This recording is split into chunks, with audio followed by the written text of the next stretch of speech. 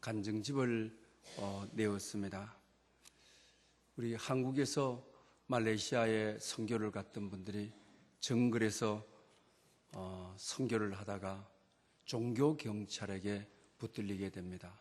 무슬림 국가들은 종교경찰이 다 있죠.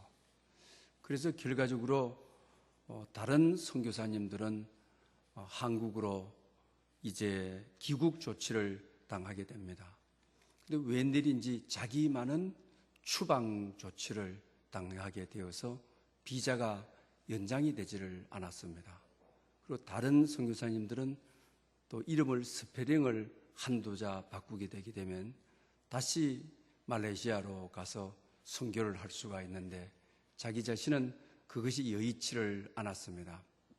그런 가운데 말레이시아에 선교를 하면서 고등학교 다니는 딸이 있었습니다.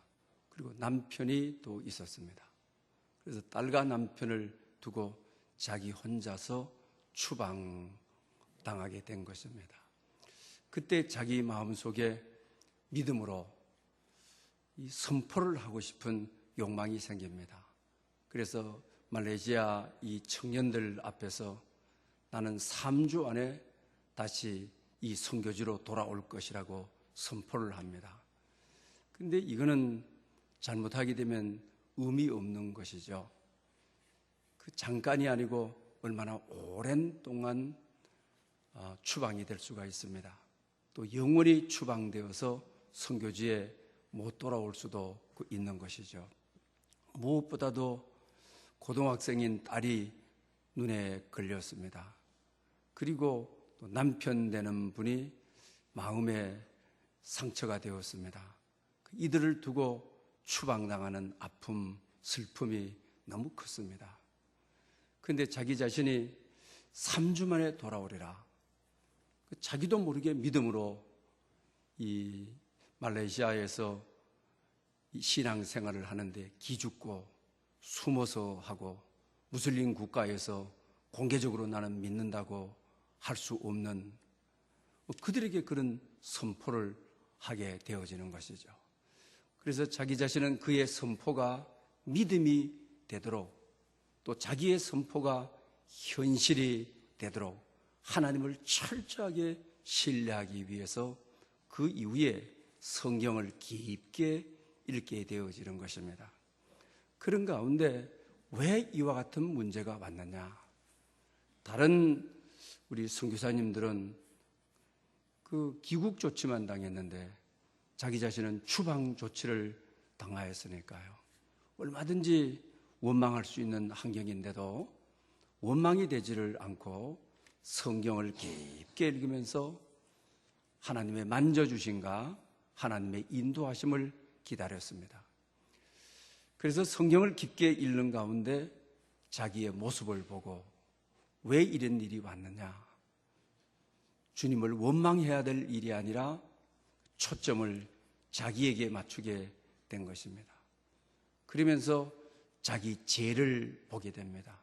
그리고 자기 죄를 꾸짖게 되는 것입니다.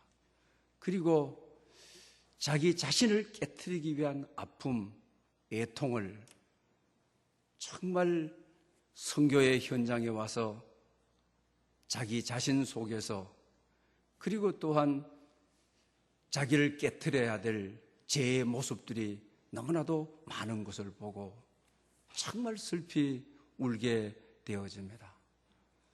그런 가운데 하나님의 놀라운 위로가 임하게 되는 것입니다.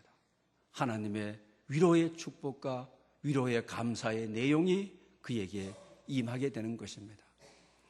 오늘 본문에도 애통한 자는 복이 있나니 그들이 위로를 받을 것이며 라고 한 것처럼 자기 죄를 보고 죄인된 자기의 모습을 보고 자기 죄를 꾸짖고 회개라고 하는 것은 자기 죄를 꾸짖는 것이죠.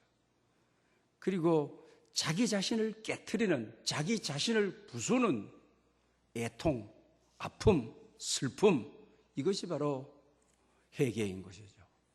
이런 과정을 거치고 하나님의 놀라운 위로의 축복이 그에게 임하게 됩니다. 정말 자기 자신은 믿음으로 선포했던 대로 3주 안에 다시 말레이시아 선교 현장으로 오게 되는 것입니다. 더욱이 자기 자신이 전도했던 기가 죽고 지하에서 숨어서 신앙생활을 하던 말레이시아 이 청년들이 야, 기도대로 되는구나. 말씀으로 저렇게 믿고 선포하면 우리 선교사님처럼 이렇게 돌아올 수 있구나.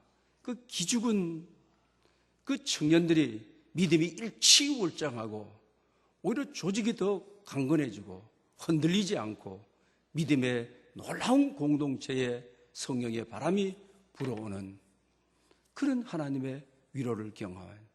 개인적으로는 자기의 남편이 한국에 있을 때 미국계 은행을 다니게 됐는데 홍콩의 지점에 가기도 하고 말레이시아에 또한 자기가 지금 선교지로 와 있는 그 나라의 지점으로 오기도 하였습니다.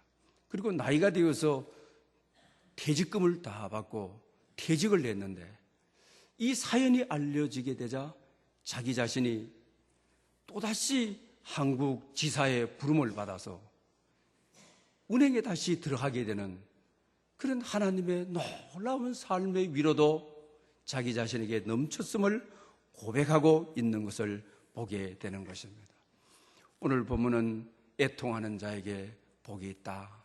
과연 이 애통은 어떤 애통이었기에 하나님의 위로가 있는, 하나님의 은혜가 있는, 그리고 삶의 모든 우리 현장 속에 하나님의 축복이 있는 위로가 될 수 있느냐라고 하는 것입니다.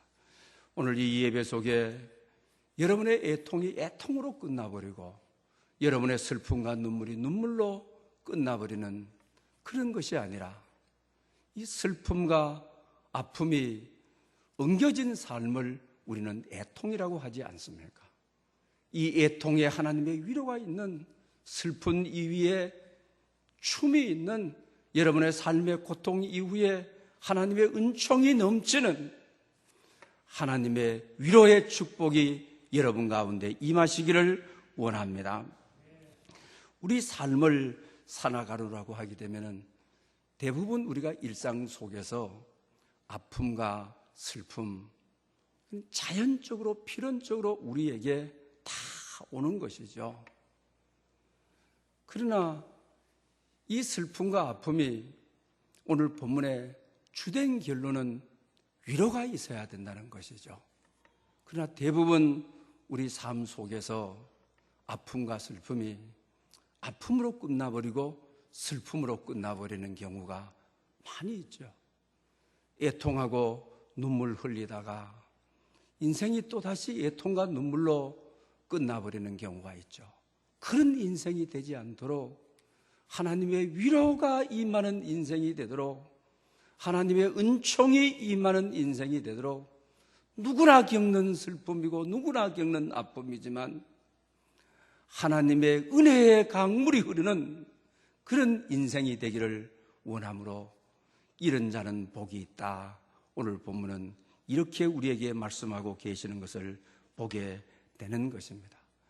그래서 오늘 같은 위로의 은혜와 위로의 감사의 내용이 있게 하기 위해서는 우리 삶 속에 슬픔과 아픔을 당했을 때에 정말 이 슬픔이 어디서 왔는지, 이 문제와 고통이 어디서 왔는지, 이 김상숙 선교사님처럼 우리가 영원하신 하나님의 말씀을 깊게 읽음으로 자기의 지혜를 보는, 자기의 모습을 보는, 그리고 이 아픔과 이 문제가 죄로부터 왔음을, 자기로부터 왔음을 깨닫고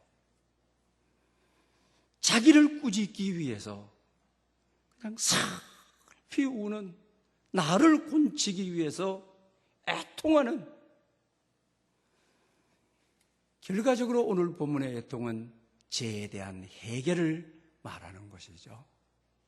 죄에 대해서 하나님의 말씀이 임함으로, 성령이 임함으로 안타까워하고 아파하고 슬퍼하고 고통스럽게 하고, 그러면서 다시는 이런 죄를 안 짓겠다고 하는 하나님께로 돌아가는 방향의 전환을 말하는 것이죠. 이럴 때 하나님의 위로가 임할 것이다. 이 하나님의 위로는 은혜 위에 은혜를 물고 오는, 감사가 감사를 불러들이는 이런 위로를 말씀하고 있는 것입니다. 저희들이 우리 다니엘 기도회를 저녁 8시부터 하고 있습니다. 어저께는 우리가 이상원 선교사님의 간증을 들었습니다. 매일 새로운 분이 나오셔서 세계 각처에서 선교 사역을 하고 성령의 놀라운 역사를 경험한 이들이 나와서 간증합니다.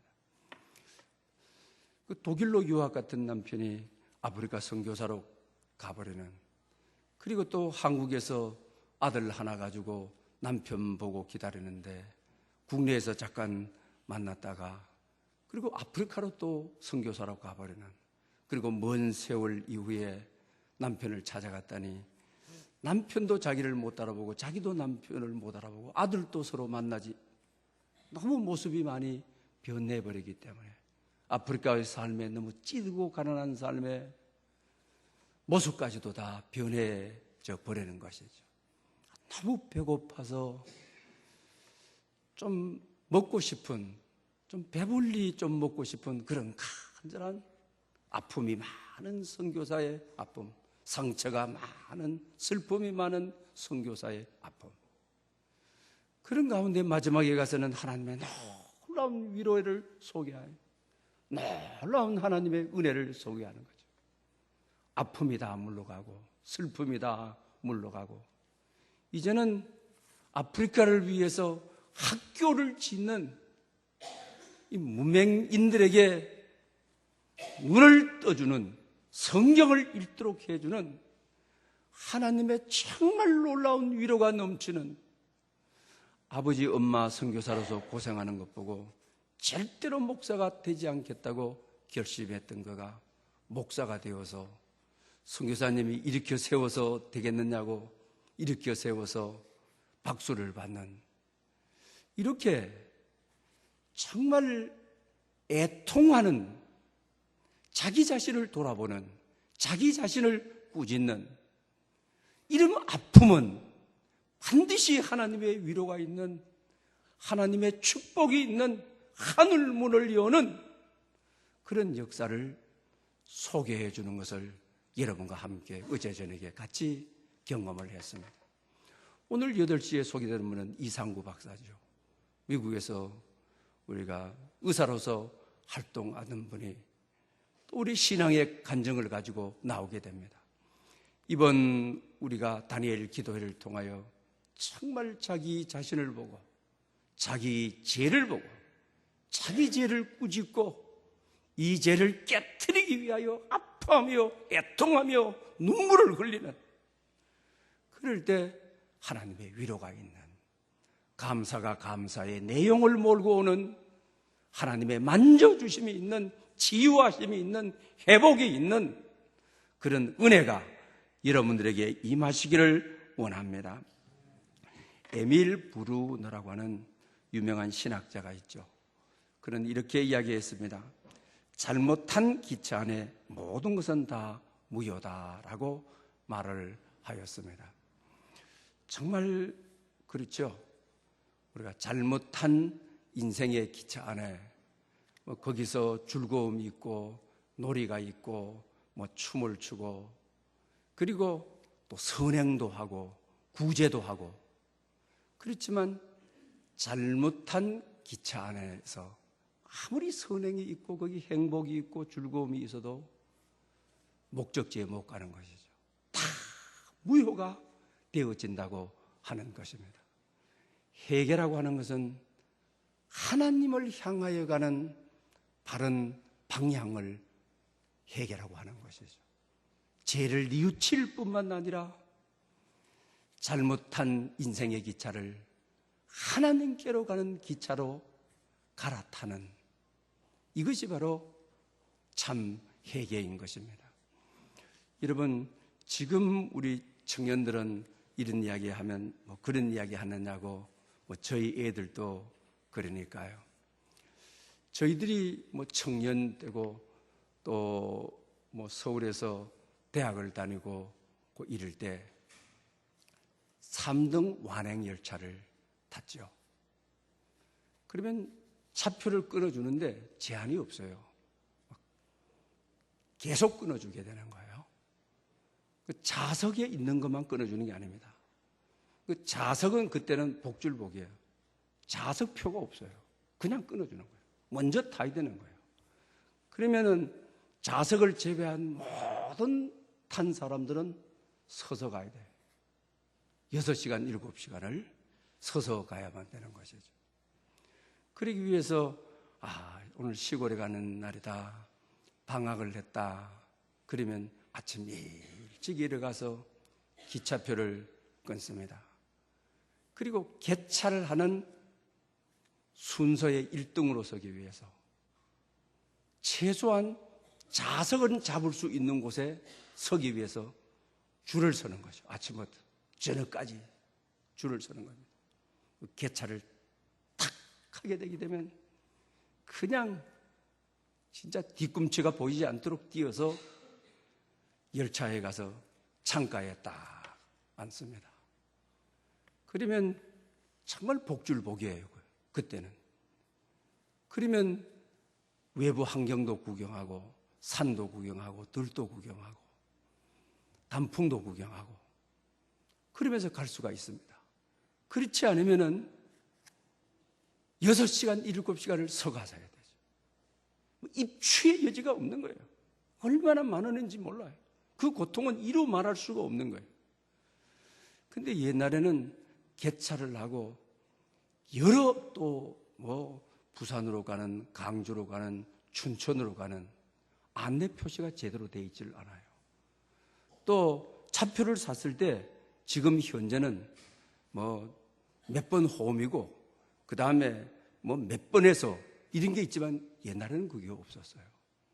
저도 기다렸다가 개차를 딱 하자. 그 당시에는 젊은 나이였으니까 얼마나 빨리 뜁니까? 창가에 가서 딱 앉아서 그래 잘 됐다. 이제 참 편하게 갈 수 있다 했네. 막상 보니까 춘천으로 가는 거예요.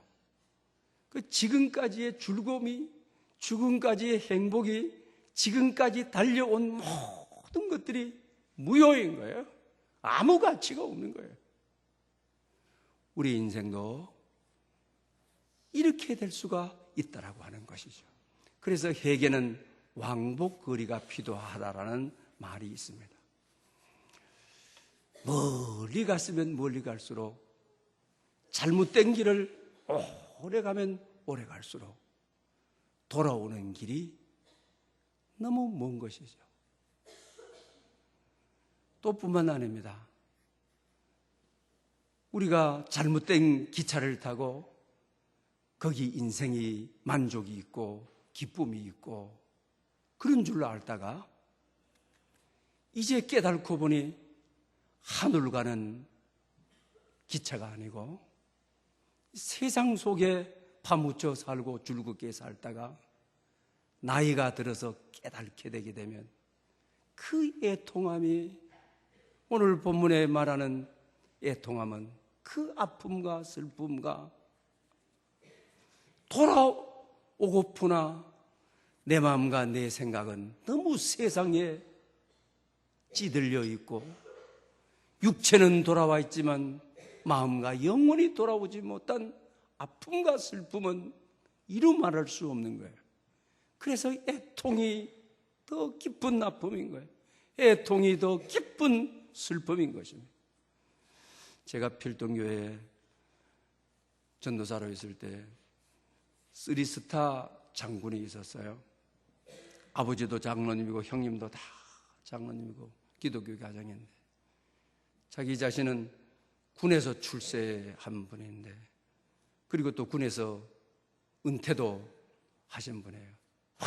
완전히 세상으로 살았어요. 또 세상으로 장군까지 3스타까지 되었으니까요. 그런데 어느 날 은퇴를 하고 사는데 자기 밑에 있던 부하 가운데 대령이 와가지고 내가 하고 있는 이 사업을 하고 있는데 우리 장군님 이름만 빌려주십시오. 그러면 내가 한 달에 얼마씩 드리겠습니다. 그럼 몇 년 동안 아주 많은 봉급을 주더라는 거예요. 그 믿고 도장도 맡기고 집 문서도 맡기고 땅 문서도 다 맡긴. 그 어느 순간 막 차압이 들어와가지고 옛날에 그 필동 남산 밑에 잔디밭 쫙 깔고 있던 고급 집들 많았죠. 요새는 다 그게 없어졌습니다만. 그러니 한순간에 모든 것이 다 날아가 버린 거예요. 한순간에 다 없어져 버린 거예요. 그 부인 되시는 권사님이 백권사님이신데 교회 종탑에 기도실이 있었어요. 아침이고 저녁이고 점심이고 다 그 종탑에서 그 애통하는 구슬픈 기도 소리가 새벽에 나와도 떠나지 않고 그렇게 기도했어요. 그래서 대법원까지 가서 다 찾지는 못했지만 어느 정도 찾았습니다. 그러면서 이분이 이제 얼마나 멀리 세상 방법으로 인생길을 떠난 거죠.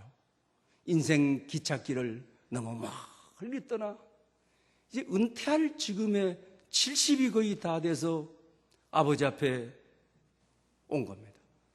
그리고 새벽에 비가 억수로 내려서 종소리 들려지는데 그날따라 그 종소리는 자기의 영혼을 부르는 우산도 쓰지 않고 그 비를 맞아가면서 장군이 무릎을 꿇고 더듬더듬거리면서 교회로 오게 되는데 새벽에 첫 시간부터 하나님의 임재를 경험하고 탕자가 돌아왔을 때 하나님이 반겨주듯 그를 반겨주는 인생의 너무 오랜 좋은 계절들 죄짓고 살고 하나님 없이 살다가 예배 드릴 때마다 맨 앞에 앉아서 찬송할 때가 그냥 애통하는 눈물입니다. 말씀을 들을 때마다 매 시간 그냥 눈물을 쏟아놓는 것입니다. 사랑하는 여러분, 우리가 세상에 너무 멀리 가면 멀리 갈수록 인생의 철이 들어 신앙의 철이 들어 하나님 앞에 내 자신을 꾸짖어야 될 시간이 왔을 때는 그 애통함이 너무 뼛속까지 살속까지 아플 정도라고 하는 것입니다. 그런 애통에 늦게 돌아왔지만은 하나님의 위로가 있는 하나님의 은총이 임한다라고 하는 것입니다. 우리가 다윗을 우리가 보게 되죠. 여러분, 다윗을 우리는 뭘 합니까? 사랑받은 자의 대표자, 복받은 자의 대표자, 믿음과 정직, 충성의 대표자라고 생각을 하죠. 그러나 다윗의 인생을 우리가 자세히 보면 반드시 그렇지만은 않죠. 의롭게 살지만은 않았죠. 10계명 가운데 7계명을 행하는 것이죠. 또 그뿐만 아닙니다. 그의 남편 우리아를 전쟁 깊숙이 갖다 잡아넣어서 고의적으로 죽도록 신하들에게 시키는 살인을 교사하는 것이죠. 살인을 교사하는 것은 아주 파렴치한 범이 하는 거죠. 또 그뿐만 아니죠. 인구조사를 시켜가지고 그 백성이 엄청나게 많이 죽게 되는 것이죠. 자기가 시켜놓고 자기가 아픔을 겪는 게 아니라 백성이 엄청나게 전염병으로 아픔과 슬픔, 고통을 겪게 되는 것이죠. 그런 다윗에게 하나님께서 왜 내 마음에 합한 자다. 성경에 이름이 가장 많이 나오는 사람이 다윗입니다. 800번 이상 나오는 것입니다. 왜 그 사람이 복받은 사람의 대표인 것입니다. 사랑받은 사람의 대표인 것입니다. 하나님께서 얼마나 좋은 사람들 많은데 내 마음에 합한 사람이라고 하는 것입니다. 어떻게 다윗에게 그렇게 하나님의 위로가 있습니까? 하나님의 축복이 있습니까? 그의 일생에 그의 왕이 되어 영토를 최고로 확장하는 위로의 감사가 어떻게 그렇게 줄줄이 따라다니게 되는 것입니까? 그 이유는 딱 한 가지라고 하는 것입니다. 애통할 줄 아는, 자기의 죄를 꾸짖을 줄 아는, 자기의 죄에 대하여 아파하고 죄를 깨기 위하여 애통하여 흘리는 눈물. 시편 51편은 이 죄를 짓고 그가 하나님 앞에 올려드린 참회라고 하는입니까? 내가 범죄하였나이다. 내가 내 죄악을 아오니 내 죄가 항상 내 앞에 있나이다. 절대로 죄를 핑계 삼지 않아요. 어떤 주석가는 이런 재미있는 주석을 내요. 밧세바가 요부였다. 왜 대낮에 옥상에 올라가서 다윗 왕실이 보이는데 모욕했느냐? 다윗을 유혹하기 위해서다. 다윗의 죄가 없다. 그는 요부였기 때문에 왕을 넘어뜨리려고 했다. 그러면 일반적으로 오늘 시대가 어떻습니까? 오늘 우리 사회의 풍조가 어떻습니까? 다윗처럼 아주 깨끗한 회개, 거짓이 없는 회개, 자기를 꾸짖고 자기를 깨트리고 자기를 부수는 눈물로 하나님 앞에 올려드리는 참회력, 이거 하나. 그래서 하나님은 다윗에게 위로가 큰 것입니다. 하나님의 은혜가 큰 것입니다. 또 뿐만 아니라 아들이 반란을 일으키고 왕실에서 쫓겨난 대왕 아버지가 기드론 시내를 건너면서 왕실을 비워주고 통곡하며 가지 않습니까? 그러나 그는 그때도 하나님 앞에 똑같이 참회의 시편을 하나님 앞에 올리는데, 내가 범죄하였습니다. 얼마든지 아들을 핑계할 수 있죠. 요부라고 한다면 밧세바를 핑계하고 있죠. 나는 죄가 없습니다. 나를 유혹했습니다. 나를 넘어뜨렸습니다. 저 아들을 못 낳아가지고 아들 못 낳은 죄뿐입니다. 아들이 그랬지 나는 한 번도 그는 자기 죄 앞에 핑계 삼은 일이 없다는 거예요. 남을 탓한 일이 없다는 것입니다. 아주 순전하고 깨끗한 애통.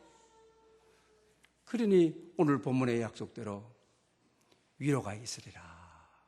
하나님의 위로가 있는, 사랑하는 여러분, 이번 다니엘 기도회를 통하여 정말 우리 자신, 오늘의 이 아픔, 오늘의 이 슬픔, 오늘의 이 애통, 내 삶의 눈물, 그 원인이 어디서 왔는지 다윗처럼 내가 범죄했습니다. 내가 내 죄가를 압니다. 내 죄가 항상 내 앞에 있습니다. 나에게 자비를 베풀어 주십시오. 긍휼을 베풀어 주십시오. 이에 대해서 여러분의 삶의 모든 영역에 가정과 자녀들이나 하시는 일터나 우리 학생들의 학업이나 하나님의 위로가 있는, 하나님의 위로의 감사가 임하는 다윗의 생애 속에 임하였던 은혜와 평강이 여러분과 함께 하시기를 축복합니다. 또 우리 참 회개하는 이들을 보면 어떻습니까? 자기만을 꾸짖는 것이 아니라 남의 죄를 보고 애통하는, 자기를 꾸짖는, 이것이 오늘 본문이 말하는 애통이에요. 예수님께서도 고난주간 예루살렘을 바라보시고 예루살렘아 예루살렘 하면서 우시지요. 애통하시는 것이죠. 예루살렘의 죄를 보고 너무너무 아파하시는 거죠. 암딸기 그 날개 아래 병아리를 품으려고 한 것이 몇 번 했냐. 그러나 유대인들이, 바리새인들이, 사두개인들이 오히려 조롱하죠. 돌아오지 않죠. 그래서 그들을 보고 마지막 우시는 이 애통, 또 뿐만 아니라 바울 사도가 로마서 9장에 보게 되면 그러죠. 이방에 가며 복음을 전하게 되게 되면 다 복음 받아들이고 회개하는데 내 친척 혈족들, 유대인들 복음을 받아들이지 않고 바울을 힘들게 하고 바울을 어렵게 하고, 그의 고백이 끊기지 않는 고통, 내 동족을 하나님께로 돌아오도록 하기 위한, 그런데 비난만 하고 함정만 놓는 내 동족을 향한, 내 친족 혈족을 향한 애통, 아픔을 소개하는 것을 보죠. 그리고 또 시편 119편에 보게 되면 이 시인은 세상의 제약을 보고 이렇게 말합니다. 그들이 주의 법을 지키지 아니하므로 내 눈물이 시냇물 같이 흐르나이다. 아멘. 세상의 악을 보고 나라의 악을 보고 너무 애통해서 내 눈물이 시냇물 같이 흐릅니다. 얼마 전에 미국 워싱턴가에서 출세를 하고 한국에 와서 한 1년 동안 머물면서 한국 사회를 바라보고 이런 글을 썼어요. 이 서울을 다 불로 태워버리고 새로 시작하고 해야 된다. 미국에서도 없던 이 제약, 부도덕성이 이 서울에 한계를 뛰어넘었다는 거죠. 미국에서 출세하고 한국에 와가지고 한국 사회를 보니까 도덕의 이 부패성이 이미 담을 넘었던, 한계를 넘었던, 너무 애통하고 너무 아파하면서 이 나라를 다 불로 태워버리고 다시 시작되기를 원하는 이 애통함, 이 간절한 기도, 여기에 오늘 본문이 말하는 하나님의 위로가 있는, 하나님의 은혜가 있는, 이번 다니엘 기도를 통해서도 아담과 하와 때처럼 아담은 하와를 핑계 삼고 하와는 뱀을 핑계 삼고, 이것이 아니라 오늘 본문이 말하는 애통, 내 자신을 꾸짖는, 내 자신의 지혜를 회개하는, 회개는 하나님과 나와의 직성과의 관계에 있는 것이죠. 다윗처럼 내가 범죄하였습니다라고 고백하는. 그래서 이 나라 이 민족에게 하나님의 위로가 있는, 여러분의 중보의 기도에 하나님의 위로가 있는, 생명의 역사가 있는 그런 은총이 있으시기를 바랍니다. 그런데 오늘 이 본문에 위로가 있으리라는 말씀입니다. 그리스 단어에서는 파라크레인이라고 되어 있습니다. 위로를 받는다라고 하는 동사형이죠. 그러나 이 합성어를 우리가 따져보게 되면 파라라고 하는 말은 곁에라고 하는 말입니다. 크레인은 크레오라고 하는 동사에서 온 것인 것입니다. 부른다라고 하는 거죠. 곁에 부른다. 이 파라크레인, 그런데 우리가 성령님을 뭐라고 하는 것입니까? 그리스어로 파라크레이토스라고 하는 것이죠. 그런데 명사형으로 오늘 본문에 애통하는 자는 위로가 있다, 위로를 똑같이 성령님이라고 하는 크레이토스라고 하는 말을 쓰고 있습니다.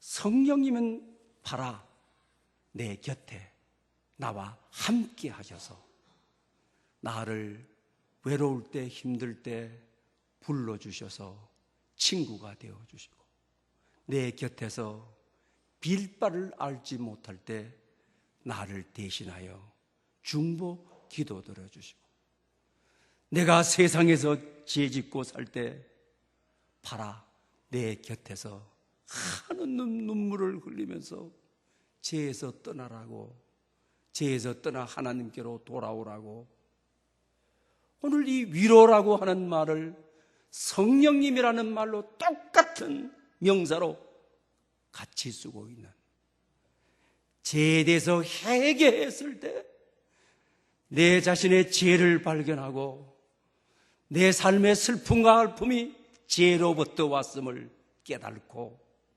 하나님의 말씀을 잡을 때 위로의 성령님. 고린도 후서 1장에 보면 하나님을 위로의 아버지라.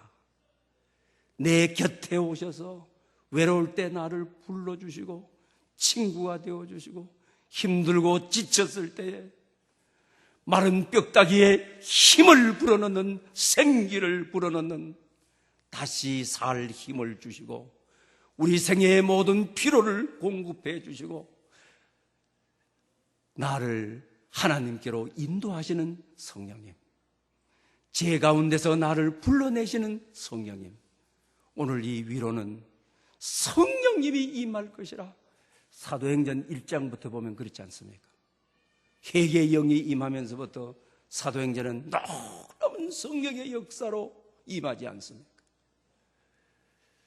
애통하는 자에게, 회개하는 자에게 성령 충만을, 세상 끝날 때까지 성령이 내 곁에 계셔서 나를 이끌어 주시고 보호하시고 힘주시고 능력 주시고 삶의 모든 실존에 공급해 주시는 위로가 있으리라는 이 말씀, 얼마나 놀라운 축복입니까? 사랑하는 여러분, 오늘 이 성찬을 통하여 하나님의 위로를 받는, 그리고 다니엘 기도회에 나와서 정말 우리가 철저하게 자기를 부수는 애통을 통하여 성령님이 임하는, 위로의 축복이 임하는, 위로의 능력이 임하는 역사가 있으기를 축원합니다. 할렐루야. 영광 받으시기에 합당하신 하나님 아버지, 오늘 또 저희들 아버지 전으로 불러주셔서 무한히 감사합니다. 이번 기도를 통하여 자기의 죄를 발견하고 자기의 죄를 꾸짖고 이 모든 아픔의 원인이 죄로부터 왔음을 알고 애통하며 기도하는 이들에게 위로의 축복이, 위로의 감사가, 위로의 성령 하나님 충만히 임재하여 주셔서